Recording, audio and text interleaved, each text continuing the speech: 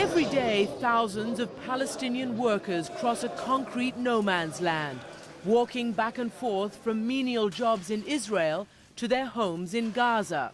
This fetid and smelly, bleak tunnel is not a formal international border, but it certainly is a separation between two worlds.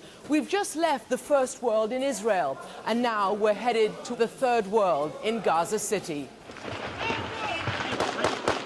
There's chaos and violence ahead. Militant followers of the late Yasser Arafat, who, like the West, still can't believe that the radical Islamic movement Hamas won the Palestinian election. The West calls Hamas a terrorist organization, but for many Palestinians, Hamas is a lifeline. For 2 decades, they've built a grassroots network of affordable social services, like this medical clinic that charges $2 a visit. So when it came time to vote, the Palestinians paid Hamas back. Jamila Shanti, a new Hamas member of parliament, showed us a kindergarten. Hamas runs nearly all of them here in the Gaza Strip. I think many Americans would be surprised to see the images here. It's all American culture. Minnie Mouse, Popeye, Tom and Jerry. Yeah. Very American. Because our children on the television see Tom and Jerry. Now they are very happy. They are playing, they are writing, they are reading. It's very important. Every mother and father of any children of those very connected with us. And every mother and father voted for you? Yeah, maybe. Most of them. And that's what we found when we asked them. Did you vote for Hamas in the election? Of course, who else? And so did this young couple. Mahmoud, who is unemployed, started married life in a mass wedding. Hamas picked up the tab. In fact, they even gave them a wedding present. Hamas also supports widows like Ruwaida.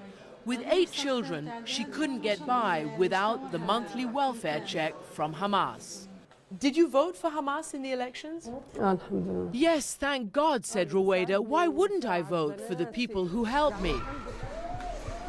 You know, in America and in Israel, people have the image of Hamas as a terrorist organization. You know that you're called that. They don't have this as the image. We are not teaching them any kind of terrorism or something. No. I knew them before they became terrorists. I knew them when they were terrorists, and now they became leaders of the Palestinian Authority. Avi Dikter once headed Israel's Shin Bet security services and maybe Israel's next defense minister. The philosophy of Hamas is well known to us. To build kindergarten mosques from where they pick up the right people, the strong people, and they recruit them for special units of Hamas, special units of terror. Hamas launched 50 suicide attacks in the past 5 years. Israel responded by killing their top leaders. Now Hamas is maintaining a truce. If it stops terrorism and recognizes Israel, Dikter says they can deal with a Hamas government. A very essential decision has to be taken by themselves, and then they're going to find a partner. But if they're going to continue their system and to attack Israelis, believe me, Christian, we're going to crack down on them, by all means. Can there ever be peace? We hope so, why not? We believe if we can solve our problems with peaceful way, we welcome it. We will put the weapon down. Ghazi Hamad edits the Hamas newspaper. You know that people all over are waiting for you to fail. The United States, maybe Europe, Israel, the Palestinian Authority. They don't want to see you succeed. Yeah. But we feel, first of all, our people want us to succeed. United States, they should understand if they cut assistance or money, we don't punish Hamas, we punish Palestinian people.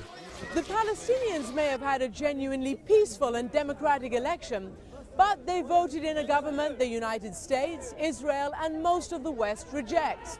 The United States has already said it won't provide any money to the new Palestinian government, and salaries to over 100,000 people may go unpaid.